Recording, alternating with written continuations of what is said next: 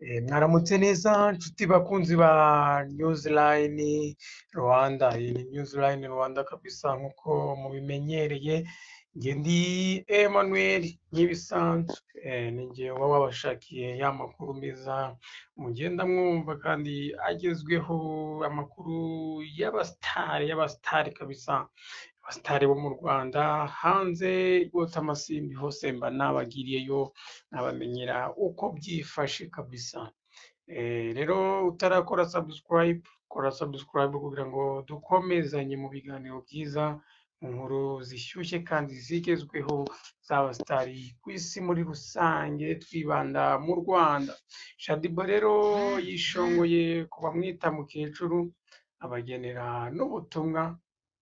Shaddy kabisa bivugwa ko ari mu rukundo n'umusore w'umuproducer umwe ujya wumva ngo yewe. Uyu rero yitwa Yewe. Bafitanye rero muri iyi minsi agakungu, cyangwa se benshi bari kucyita ati ni agakungu k'impyisi.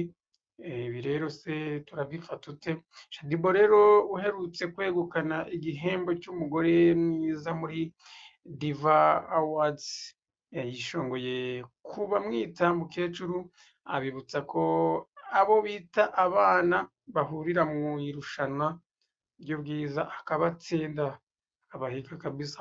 Shaddy yegukanye igihembo cya Best Queen of Beauty muri Diva Award 2024. Ushatse mu kinyarwanda wahamya ko ari umwamikazi w'ubwiza. Ni igihembo cya Shaddy rero avuga ko yegukanye abikwiriye kuko yari abizi neza ko ari icye. Ati ni igihembo nakiriye neza, uretse ko nari mbizi neza ko cyari kuba ari icyanjye. Icyakora nizere ko ubutaha abo duhanganye ari bo bazagitwara.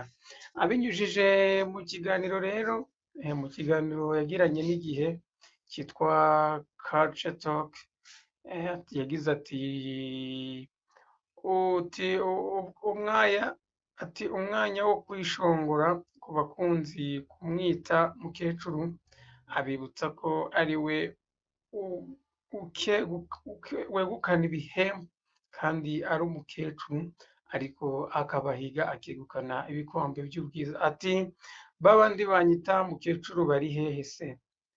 Mu irushanwa rya Diva Award nari mu cyiciro cy'abagore beza, rero nari ntegereje ko baza gutwara igikombe. Ati abo bana ariko narababuze.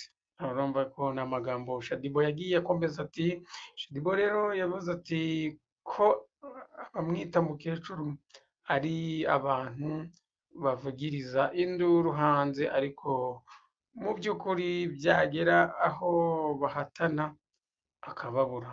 Ati ikintu nabwira aba bana bato birirwa bavuga ngo mukecuru, kuki batatwaye iki gikombe kandi ari bo bana? Ati ubutaha nizere ko bazakora cyane kuko njye ndi mukecuru, ubwo sinzi niba bazakura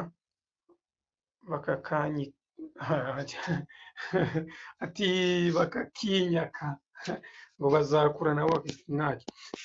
Ibihembo bya Diva Award byatanzwe tariki 27 Ukwakira mu mwaka 2024, n'ejo bundi muri Mundi Center kabisa. Shaddy yegukanye icya Queen of Beauty cyangwa se umwamikazi w'ubwiza.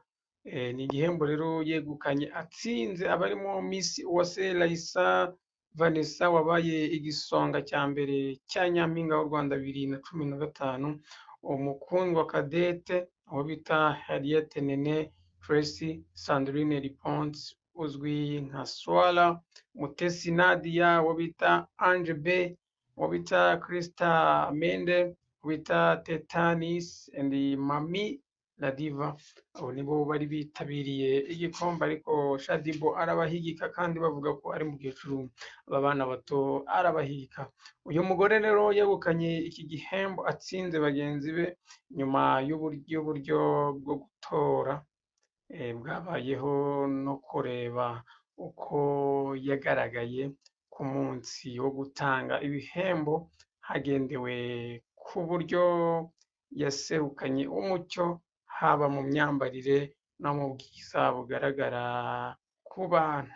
Shaddy Boo rero yahise yemererwa umushahara w'ibihumbi bigera muri 500 buri kwezi mu gihe cy'umwaka, bivuze ko umwaka uzarangira yegukanye miliyoni 6.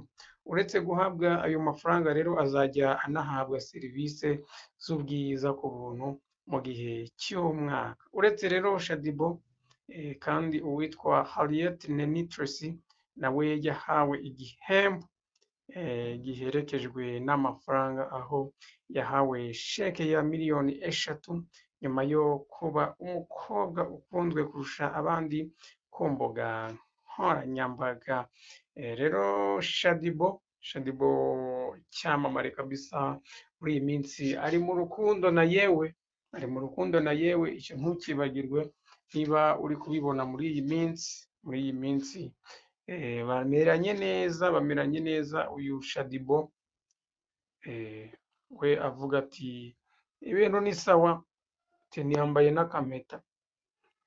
Rero komeza rero ukurikire iyi ni Newsline Rwanda, njye ndi Drake.